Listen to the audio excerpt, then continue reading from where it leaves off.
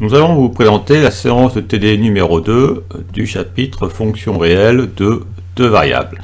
Dans ce TD, nous verrons comment retrouver une fonction réelle de variables en connaissant ses dérivées partielles. Nous vous présentons les consignes pour réaliser ce TD en distanciel. Alors vous devrez mettre en pause régulièrement la vidéo pour vous donner le temps de prendre note des rappels, des exemples et des plans de rédaction des exercices. Afin d'être acteur de ce TD, vous pourrez aussi mettre en pause pour vous donner le temps de compléter les trous des plans de rédaction. Et ensuite, vous pourrez relancer la vidéo pour comparer avec la correction. Et s'il s'avère que vous avez fait des erreurs, eh bien, vous les corrigez à l'aide de la correction présentée. Et à la fin de la vidéo, vous devez disposer du TD rédigé sur papier, ce qui fait qu'ensuite, si vous voulez revoir ce TD, eh bien, vous pourrez consulter vos notes papier. Nous allons commencer par un exercice d'échauffement qui va consister à calculer les dérivées partielles de la fonction réelle f de deux variables définie par f de xy est égal à 7x exponentielle 4x plus 3y. Nous calculerons ainsi la dérivée partielle de f par rapport à x et la dérivée partielle de f par rapport à y. Nous commençons par la dérivée partielle de f par rapport à x. Nous considérons que x est la variable et que y est constante. Alors nous pouvons lire que cette fonction, en considérant que y est constante, peut être vue comme le produit de deux fonctions à la variable x, donc avec u égale 7x et v égale exponentielle 4x plus 3y. Nous savons que la dérivée d'un produit uv, c'est donc u'v plus uv'. Et pour calculer v', nous devrons donc dériver une exponentielle composée. Nous savons que la dérivée exponentielle composée, c'est donné donc par dérivée de l'exposant fois exponentielle de l'exposant. Donc ici, nous calculerons donc la dérivée de l'exposant par rapport à x fois exponentielle de l'exposant. L'exposant sera donc 4x plus 3y. Ensuite, nous calculerons la dérivée partielle de f par rapport à y. Donc, c'est-à-dire nous considérons maintenant que x est constante et que y est variable. Donc, nous dirons que f est égal à un facteur constant fois une exponentielle. Et alors, la dérivée sera donnée par le facteur constant fois la dérivée de l'exponentielle. La dérivée de l'exponentielle sera donnée par dérivée par rapport à y de l'exposant fois exponentielle de l'exposant. Et nous obtiendrons ainsi la dérivée partielle de f par rapport à y. Vous pouvez mettre cette vidéo en pause, prenez le temps de compléter les blancs, puis la relancer pour avoir ma rédaction. Pour calculer la dérivée partielle de f par rapport à x, nous devons donc dériver un produit u fois v, avec u qui est égal à 7x, ainsi u', la dérivée de 7x par rapport à x nous donne 7, et nous devons aussi dériver donc v par v', et la dérivée de exponentielle 4x plus 3y est donnée donc par la dérivée de l'exposant par rapport à x qui nous donne donc 4, dérivée de 4x plus 3y par rapport à x donne bien 4, fois exponentielle de l'exposant. Ainsi, nous voyons apparaître que la dérivée de f par rapport à x est égale donc à u'v, donc 7 fois exponentielle 4x plus 3y, et uv', donc 7x fois 4 exponentielle 4x plus 3y, ce qui nous donne, donc pour le premier terme, 7 exponentielle 4x plus 3y, et pour le deuxième terme, donc 4 fois 7, 28, c'est-à-dire 28x exponentielle 4x plus 3y. Nous avons ainsi déterminé la dérivée partielle de f par rapport à x. Nous calculons ensuite la dérivée partielle de f par rapport à y. Donc nous lisons effectivement, si nous considérons que x est constante, nous voyons apparaître donc un facteur constant fois une exponentielle. La dérivée de f par rapport à y va donner donc le facteur constant fois la dérivée de l'exponentielle. Et pour avoir la dérivée de l'exponentielle, je vais donc calculer la dérivée par rapport à y de l'exposant, qui nous donne donc la dérivée de 4x plus 3y nous donne 3, fois l'exponentielle de l'exposant, donc exponentielle 4x plus 3y. Et 7x fois 3 nous donne donc 21x. Nous obtenons ainsi que la dérivée partielle de f par rapport à y est égale à 21x fois exponentielle 4x plus 3y. Nous allons maintenant présenter une méthode qui va permettre de retrouver une fonction réelle de deux variables en connaissant ses dérivées partielles.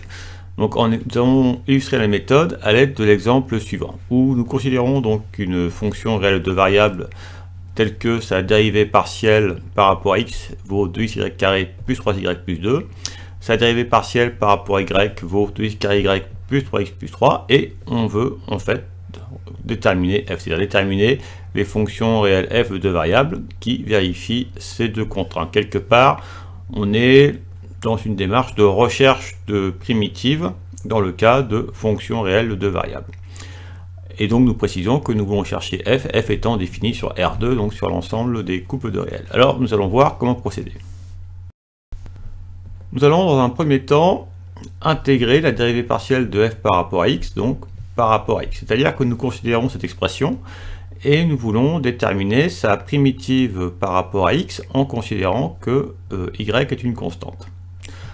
Alors, donc si on regarde le premier terme, si on veut déterminer une primitive de ceci par rapport à x, donc nous considérons que y est une constante, donc y carré est une constante, et nous devons juste intégrer 2x, et nous savons qu'une primitive de 2x est x carré. Alors vous pouvez essayer de faire pareil donc pour les deux autres termes, et après ça, on verra qu'est-ce que ça peut bien être qu'une constante par rapport à x. Alors vous pouvez mettre la vidéo en pause pour vous donner le temps de compléter les blancs, puis relancer la vidéo pour avoir ma rédaction. Nous réalisons la première étape d'intégrer par rapport à x la dérivée partielle de f par rapport à x. Donc nous avons vu que la dérivée de f par rapport à x est égale à 2xy carré plus 3y plus 2. Nous avons déterminé une primitive par rapport à x du premier terme, 2xy carré, nous avons dit que c'était égal à x carré y carré. Si nous considérons ensuite 3y, que nous voulons intégrer par rapport à x, donc dans ce cadre, nous pensons que y est une constante. Donc une primitive d'une constante par rapport à x, c'est constante fois x, donc ça fera donc 3y fois x, et 3y fois x, ça fait bien 3xy.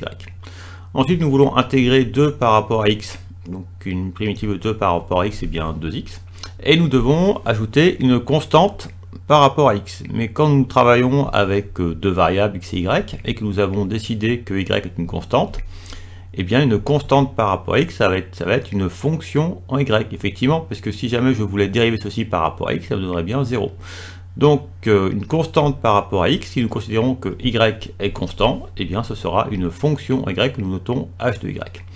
Alors le problème, c'est que h de y, nous ne la connaissons pas. Alors pour déterminer h de y, nous allons dériver f par rapport à y, nous obtiendrons ainsi une expression de la dérivée partielle de f par rapport à y en dérivant cette expression par rapport à y, et nous comparerons ce qu'on aura obtenu par rapport à l'expression de la dérivée de f par rapport à y, et nous pourrons ainsi, nous verrons que nous pourrons ainsi en déduire l'expression de h de y. Alors vous pouvez vous donner un temps pour calculer la dérivée partielle de f par rapport à y, où nous considérons donc ceci comme expression pour f. Vous pouvez mettre la vidéo en pause, prenez le temps de faire ce calcul, puis la relancer pour avoir ma rédaction.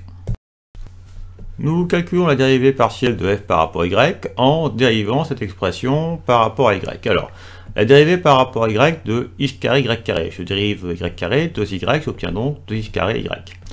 Je dérive 3xy par rapport à y, ça me donne 3x. Je dérive 2x par rapport à y, c'est une expression qui est constante par rapport à y, donc sa dérivée va être 0. Et si je dois dériver donc h de y par rapport à y, ça va donner donc h' de y. Donc maintenant, je vais comparer, pour que tout cela soit cohérent, je dois avoir que l'expression qui est ici, l'expression de la dérivée de f par rapport à y qui est ici, doit être égale à celle du problème. Donc à celle qui est donnée ici. Donc je dois préciser ce que vaut h' de y pour que ces deux expressions soient égales. Donc vous pouvez vous donner un temps de pause pour exprimer h' de y si ce n'est pas fait. Et puis après ça, vous pouvez relancer ma vidéo pour voir en fait à quoi est égal h' de y. En dérivant cette expression par rapport à y, nous avons obtenu que la dérivée partielle de f par rapport à y était donc égale à ceci. Or, nous savons que la dérivée partielle de f par rapport à y est égale à cela. Donc, nous devons avoir que ceci est égal à cela. Alors, on regarde terme à terme. Le premier terme, 2x carré y, il apparaît bien dans la première expression. 3x apparaît bien dans la première expression. Ensuite, h' de y va être égal à ce qui reste. Qu'est-ce qui reste? Il reste 3. Donc, nous allons pouvoir dire que h' de y est égal à 3. Pour que ces deux expressions soient bien égales. Nous allons pouvoir en déduire h de y, et une fois que nous aurons h de y, nous pourrons déduire l'expression générale de la fonction f. Nous avons établi que h' de y est égal à 3, donc nous pouvons en déduire l'expression de h de y, et nous ferons apparaître une constante k qui appartient à grand R dans le résultat. Et nous pouvons alors conclure, nous savons que f de xy est de cette forme, x carré plus 3xy plus 2x plus h de y, et comme nous avons donné la forme de h de y, nous pourrons donner l'expression générale de f. Vous pouvez mettre cette vidéo en pause pour compléter les blancs, puis la relancer pour avoir ma rédaction. Nous savons que h' de y est égal à 3, donc h de y, une primitive de 3 par rapport à y, est donnée par 3y plus k. Alors certains pourraient dire, mais pourquoi est-ce qu'on ne met pas une fonction en x? On ne met pas de fonction en x parce que on écrit h de y. On dit que cette fonction ne dépend que de y. C'est pour ça qu'on ne refait pas réapparaître la variable x. Si jamais on avait eu h de xy, alors effectivement on aurait fait apparaître une fonction en x. Donc comme cette fonction ne doit dépendre que de y, on ne fait pas apparaître de x dans son expression. Donc h de y est égal à 3y plus une constante réelle k. Alors bilan, donc pour avoir f de xy, il suffit de remplacer h de y par 3y plus k. Et nous établissons alors que les fonctions réelles f qui sont solutions du problème sont de la forme x carré plus 3xy plus 2x plus 3y plus k, où k est une constante réelle. Nous allons maintenant nous poser la question et nous demander quelle est la solution f du problème qui vérifie f de 0,1 est égal à 5. Alors nous poserons f de xy qui sera égal donc à l'expression générale des solutions du problème, avec k qui appartient à bien grand R. Nous calculerons alors f de 0,1 avec cette expression, nous obtiendrons alors une expression en k, et ensuite nous transformerons donc la contrainte f de 0,1 égale 5 en une équation sur k. Et nous réduirons k, et nous pourrons alors conclure sur la solution recherchée. Vous pouvez mettre cette vidéo en pause, prenez le temps de compléter les blancs, puis la relancer pour avoir ma rédaction.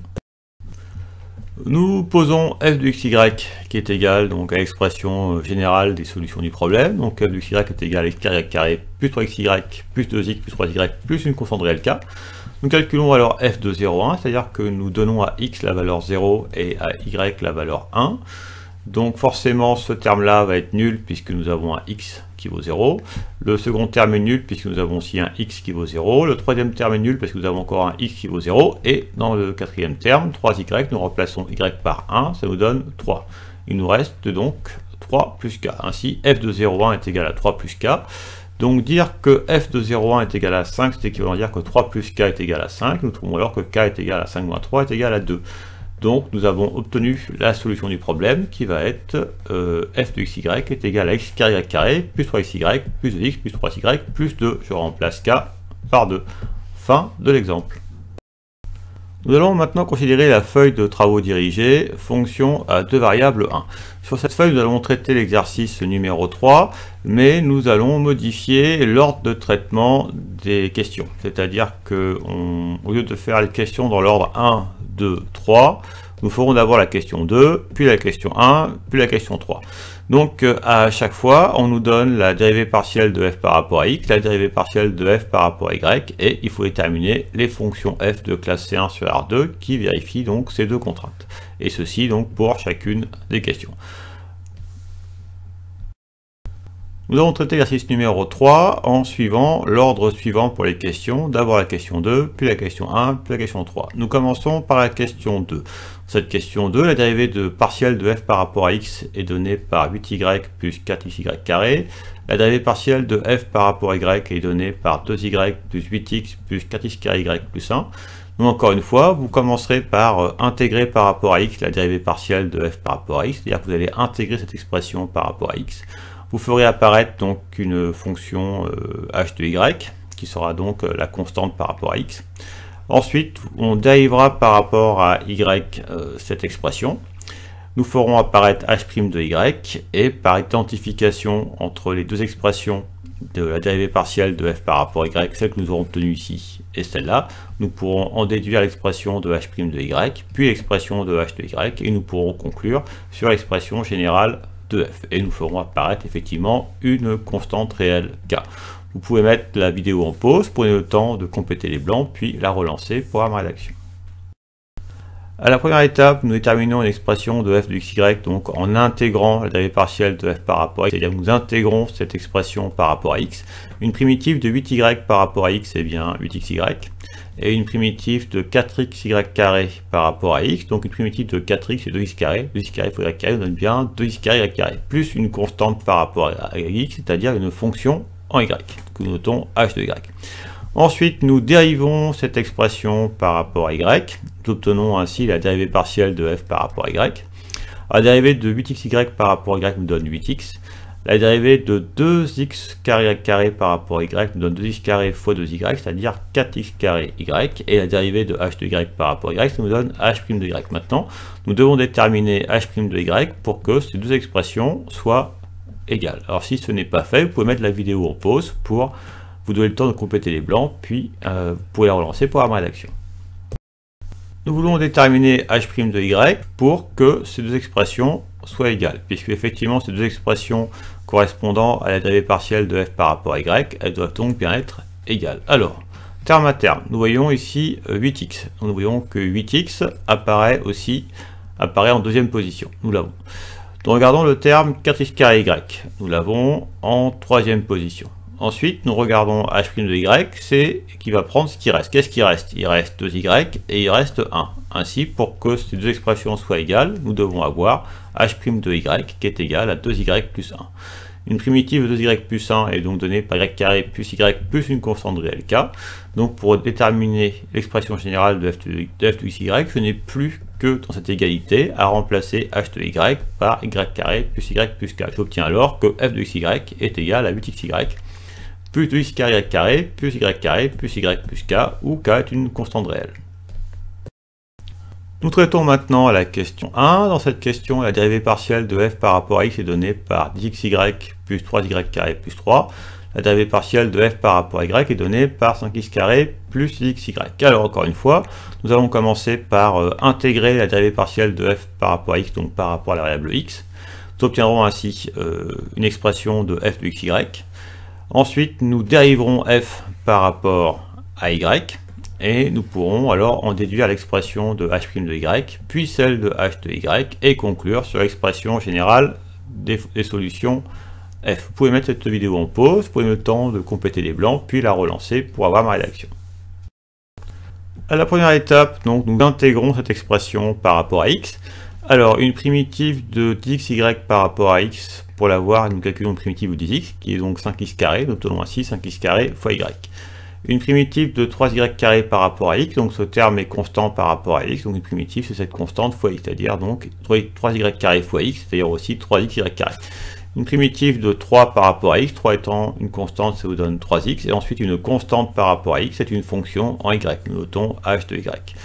Ensuite, nous dérivons cette expression par rapport à y. Alors, dérivée de 5x carré y par rapport à y, ça donne 5x carré.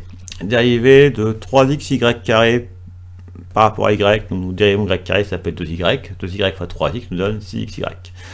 Dérivée de 3x par rapport à y, donc cette expression est constante par rapport à y, donc sa dérivée donne 0. Et dérivée de h de y par rapport à y donne h' de y. Nous voulons maintenant déterminer h' de y pour que ces deux expressions, cette expression-ci, cette expression-là soit égale. Alors si ce n'est pas fait, vous pouvez mettre la vidéo en pause, prenez le temps de déterminer h' de y, puis h de y, puis en déduire l'expression générale de f. Alors allez-y, mettez en pause si vous voulez faire ça maintenant.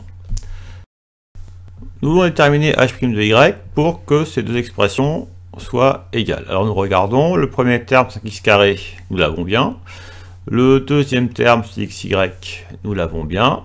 Et ensuite, pour h' de y, il ne reste plus rien. Donc h' de y est égal à 0 pour que ces deux expressions soient bien égales. Donc une primitive de 0, ça va être une constante k, qui appartenant à grand R. Et ensuite, pour avoir f de xy, je vais remplacer h de y par son expression, c'est-à-dire par la constante k. Et j'obtiens alors que les fonctions f solutions sont les fonctions de la forme f de xy est égal à 5x carré y plus 3xy carré plus 3x plus une constante réelle k. Nous allons maintenant considérer la question numéro 3 et nous remarquons que dans cette question, la dérivée partielle de f par rapport à y a une expression plus simple que celle de la dérivée partielle de f par rapport à x. C'est-à-dire que quelque part, on préférerait devoir intégrer par rapport à y cette expression que devoir intégrer par rapport à x celle-ci. Ce que nous avons fait pour l'instant à chaque fois, c'est intégrer par rapport à x la première expression, puis dériver f par rapport à y. Mais on peut aussi opérer de manière symétrique, c'est-à-dire intégrer par rapport à y, donc la dérivée partielle de f par rapport à y, puis dériver par rapport à x la fonction f qu'on obtient, et comparer la dérivée obtenue par rapport à la dérivée de f par rapport à x. C'est ce que nous allons faire pour traiter la question numéro 3. Pour traiter la question numéro 3, nous allons opérer de manière symétrique, nous allons commencer par intégrer la dérivée de f par rapport à y, donc par rapport à la variable y. C'est-à-dire que nous allons commencer par déterminer une primitive par rapport à y cette fonction, ce qui donnera donc une expression pour f de xy, avec effectivement une fonction qui désignera une constante par rapport à x. Et ensuite, nous dériverons f par rapport à y, nous dériverons l'expression obtenue par rapport à y, nous obtiendrons ainsi une expression de la dérivée partielle de f par rapport à x, et nous ferons en sorte que l'expression obtenue soit égale à l'expression initiale. Alors, si nous commençons par la première étape, nous voulons donc intégrer cette fonction par rapport à y. Alors, nous considérons que y est la variable et que x est une constante. Donc cette fonction, nous lisons que c'est une constante fois une exponentielle. Alors, une primitive va être donnée par le facteur constant fois une primitive de l'exponentielle. Et en fait, nous voyons que ici, nous avons donc une exponentielle avec un exposant qui est de la forme constante fois y, puisque nous considérons que x est une constante. Mais nous savons que une primitive de exponentielle constante fois y, c'est 1 sur constante exponentielle de constante fois y, où nous avons noté a, la constante. Nous allons donc appliquer ceci pour a égale 2x. Donc une primitive de cette exponentielle, ça sera donc 1 sur le facteur de y, exponentielle de l'exposant, plus une constante par rapport à y. Donc à vous de réfléchir, qu'est-ce que ça peut bien être une constante par rapport à y. Donc vous pouvez mettre la vidéo en pause pour vous donner le temps de compléter les blancs, puis relancer la vidéo pour voir ma rédaction. Nous intégrons cette fonction par rapport à y, nous avons donc une constante fois une exponentielle en y. Nous écrivons donc le facteur constant, 6 carré. Ensuite, nous avons, comme nous considérons x constante, nous avons donc une constante fois y, exponentielle d'une constante fois y, ça fait donc 1 sur la constante, exponentielle de constante fois y. Donc 1 sur la constante, ça nous donne 1 sur 2x, fois exponentielle donc de l'exposant, donc de 2xy. Plus une constante par rapport à y, et comme là nous travaillons avec deux variables, une constante par rapport à y en considérant que x est constante, ce sera donc une fonction en x. Donc maintenant nous écrirons h de x et non pas h de y. Alors ensuite, si nous effectuons le produit 6 carré fois 1 sur 2x, nous allons donc trouver 3x. Nous obtenons ainsi que f de xy est égal à 3x exponentielle de xy plus une fonction en x. Alors par la suite, deuxième étape, nous voulons dériver f par rapport à x, et ainsi obtenir une nouvelle expression pour la dérivée partielle de f par rapport à x. Nous remarquons que si nous considérons y constante et x la variable, cette fonction peut être vue comme le produit de deux fonctions x, un produit u fois v. Donc pour calculer la dérivée de f par rapport à x, nous allons donc appliquer la formule qui nous dit que la dérivée de u fois v, c'est u'v plus uv'. Et nous obtiendrons ainsi la dérivée partielle. Nous obtiendrons ainsi la dérivée partielle de f par rapport à x. Et ensuite, comme nous ferons apparaître du h' de x, nous déterminerons h' de x pour que l'expression obtenue ici pour la dérivée partielle de f par rapport à x soit bien égale à l'expression initiale. Alors vous pouvez mettre la vidéo en pause, prenez le temps de compléter les blancs, puis la relancer pour voir ma rédaction. Nous dérivons cette expression par rapport à x. Donc nous commençons par dériver le produit uv, nous devons donc appliquer la formule u'v plus uv'. Alors u', la dérivée de 3x par rapport à x nous donne 3, et v', si nous voulons dériver donc exponentielle de xy, donc nous savons que la dérivée par rapport à x va donner donc dérivée de l'exposant par rapport à x fois exponentielle de l'exposant. Donc comme l'exposant ici de xy, je le dérive par rapport à x, ça me donne 2y, j'obtiens ainsi 2y fois exponentielle de xy. J'obtiens ainsi donc que u'v c'est 3 fois exponentielle de xy et que uv' c'est 3x fois 2y exponentielle de xy. Ensuite, la dérivée de h de x par rapport à x nous donne h' de x. J'obtiens ainsi que la dérivée partielle de f par rapport à x est donnée par donc 3 exponentielle de xy, c'est le premier terme. Ensuite, pour le deuxième terme, je peux effectuer le produit 3x fois 2x qui me donne 6xy, donc fois exponentielle de xy, plus h' de x. Ensuite, pour que h' de x, je veux h' de x pour que cette égalité, cette expression, soit égale à cette expression. Je veux que les deux expressions que j'ai sous la main pour la dérivée partielle de f par rapport à x soient égales. Alors je remarque que le premier terme apparaît bien dans l'expression initiale, le deuxième terme apparaît bien aussi dans l'expression initiale, et ensuite il ne reste plus rien, ce qui veut dire que h' de x est égal à 0 pour que cette expression soit bien égale à celle-ci. Il ne nous reste plus qu'à déterminer h de x, et une fois que nous aurons h de x, nous pourrons conclure sur l'expression générale de f. Nous avons établi que h' de x égale 0. Nous pouvons donc en déduire l'expression de h de x en utilisant une constante réelle k, et nous pourrons alors conclure sur l'expression générale des solutions f en remplaçant h de x par l'expression que nous aurons trouvée. Vous pouvez mettre la vidéo en pause, prenez le temps de compléter les blancs, puis la relancer pour avoir ma rédaction. Comme h' de x est nul en disant que h est constante, nous pouvons donc poser que h de x est égal à une constante réelle k. Ensuite, nous savons que f de xy est égal à 3x exponentielle de xy plus h de x, et en remplaçant h de x par k, nous obtenons ainsi l'expression générale des solutions f du problème. C'est-à-dire que f de xy est égal à 3x exponentielle de xy plus une constante réelle k. En complément, nous allons voir une application du calcul intégral en électricité. Alors nous avons rappelé une formule de trigo que vous avez déjà vue au cours d'analyse, c'est-à-dire le cosinus de l'angle double. Le cosinus de 2a, vous savez qu'on peut l'exprimer à l'aide de cosinus carré a et sinus carré a. On peut aussi l'exprimer qu'en fonction de cos carré a, et on peut l'exprimer aussi qu'en fonction de sinus carré a. Et les deux dernières égalités nous permettent de donner cos carré a en fonction de cos 2a, puis sinus carré a en fonction de cos 2a. Et ces formules sont utiles chaque fois qu'on va déterminer une primitive d'un cos carré ou d'un sinus carré. Donc vous pouvez mettre la vidéo en pause, vous pouvez vous donner le temps de retrouver ou de vous rappeler ces formules de trigonométrie. Puis relancer ma vidéo pour avoir la rédaction. Vous savez que le cosinus 2a est égal à cos carré a moins sinus carré a. Si nous remplaçons sinus carré a par 1 moins cos carré a, on va trouver 2 cos carré a moins 1. Et si nous remplaçons cos carré a par 1 moins sinus carré a, nous allons trouver 1 moins 2 sinus carré a pour l'expression de cos 2a. Alors, si nous considérons que 2 cos carré a moins 1 est égal à cos 2a, ça nous permet de dire que cos carré a va être égal à 1 demi cos 2a plus 1 demi. Et en utilisant que cos 2a est égal à 1 moins 2 sinus carré a, nous pouvons déduire que sinus carré a est égal donc à moins 1 demi cos 2a plus 1 demi. Donc en application de ces formules de trigo, nous allons calculer la tension efficace.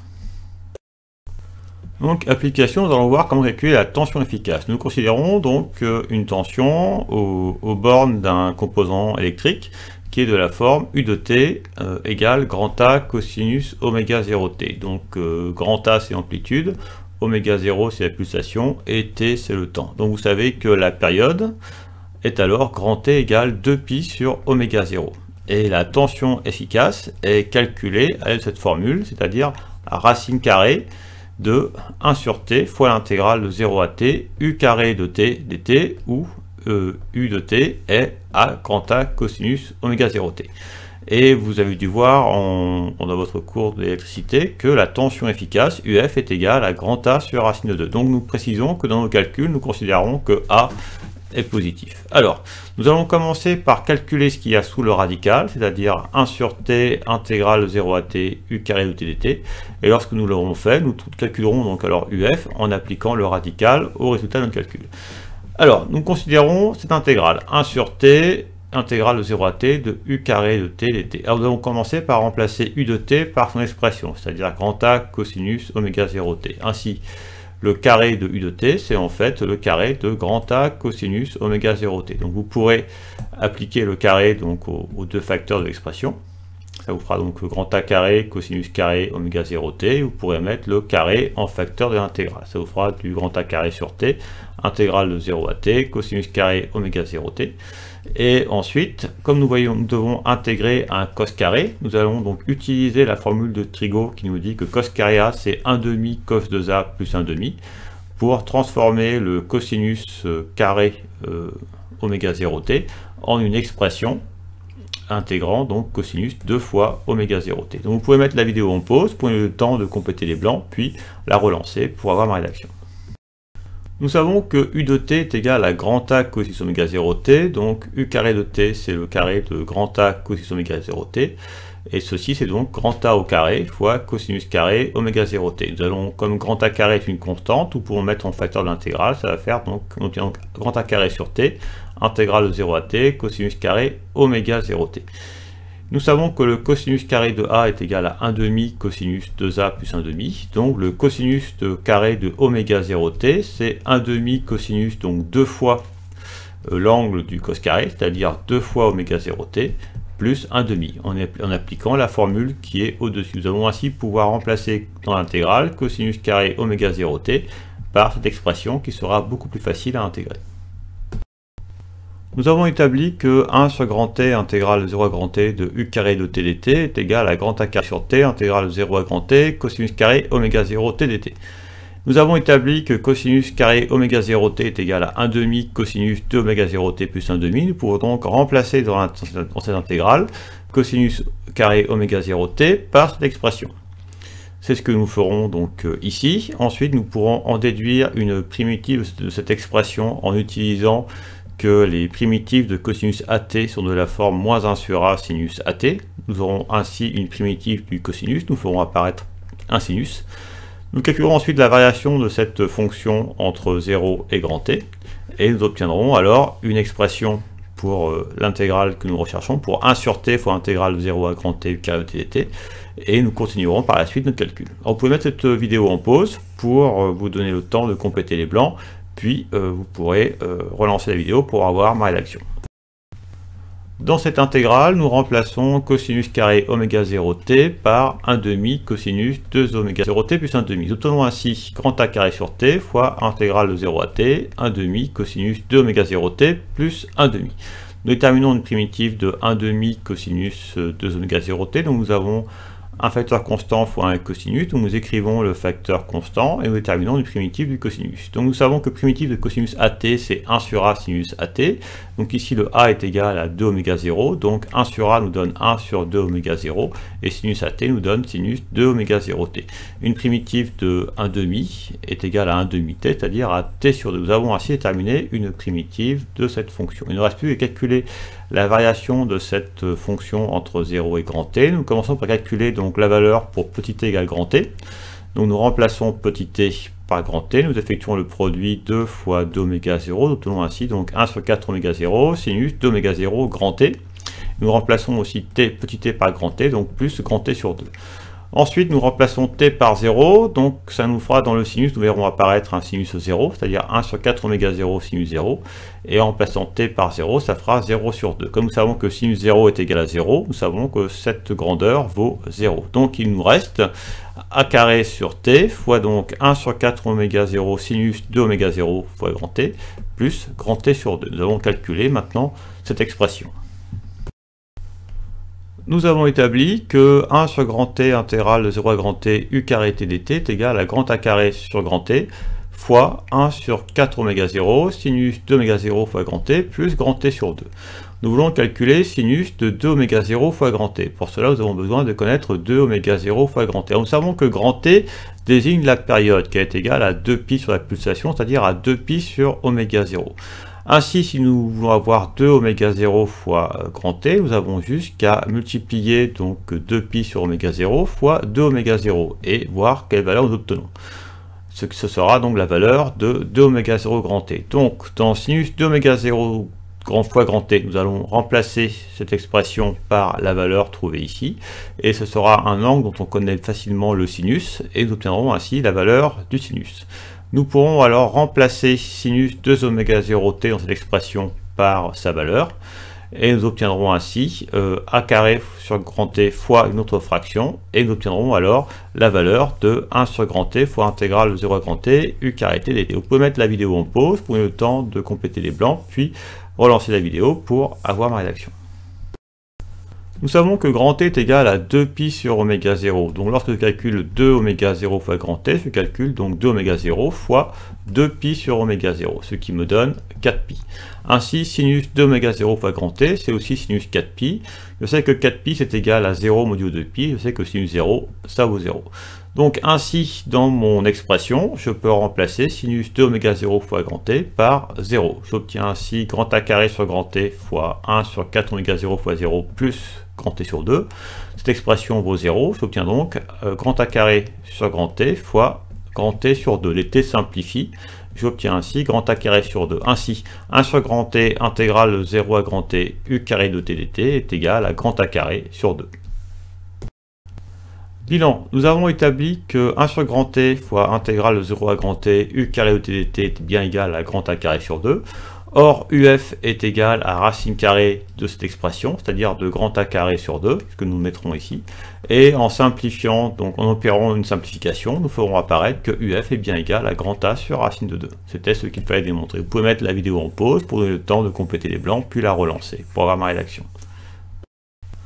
Dans l'expression de UF, nous remplaçons 1 sur t intégrale de 0 à grand T carré de t dt par grand A carré sur 2. Nous obtenons ainsi que UF est égal à racine carrée de grand A carré sur 2, c'est-à-dire à racine de grand A carré sur racine de 2. Et comme nous avons dit que A est positif, racine carrée de grand A carré est égal à grand A. Ainsi, UF, la tension efficace, est bien égale à grand A sur racine de 2, où A désigne l'amplitude de la tension. Nous avons donc fini cette séance.